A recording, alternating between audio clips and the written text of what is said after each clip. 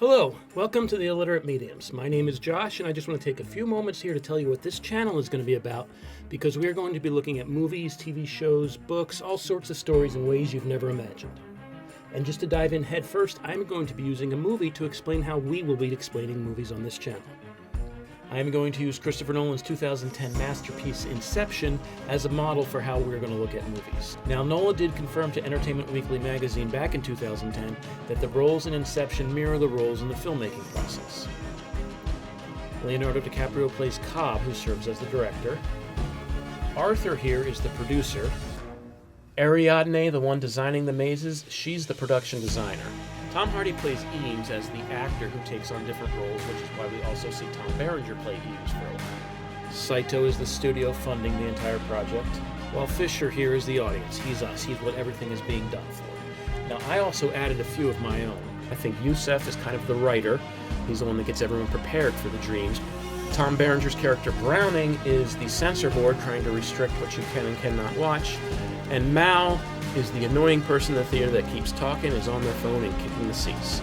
So that's what we're going to do here. We are going to use the dream levels from the movie as templates for the different levels of movie interpretations we will be doing on this channel. Now the first layer, the layer closest to the surface, that's the ringing signal. This is what you actually see on screen, so we'll save this layer for stuff like fan theories, or maybe we'll use a scene from a movie to describe something that happened in real life.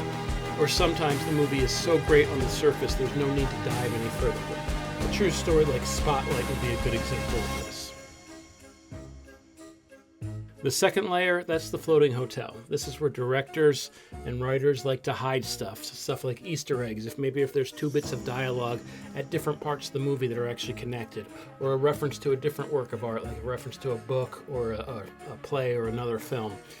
All this stuff is hidden in the second layer. Now, the reason I call it the floating hotel is if you remember in Inception, the hotel did not start floating, did not go anti-gravity until the van in the previous layer crashed.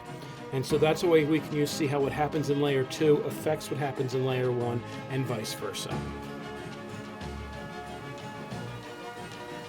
Layer 3 is the snowy fortress. This is where we get to the deeper meanings of the works. This would be the stuff you went over in English class, stuff on the human condition, a message that the author is trying to get out. Now, a lot of times when we go to this level, we'll be jumping back and forth between this level, the second level, and the first level, because a lot of times it's to show how deep the story goes as you go to different levels.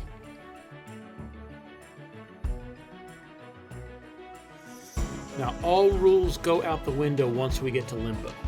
If you remember in Inception, limbo was pure subconscious. There's nothing there at first. So this is the dead center of the movie where the actual idea of the movie is born. I'm only going to go here like 4 or 5 times, but the ones I do take you down there they will absolutely blow your mind.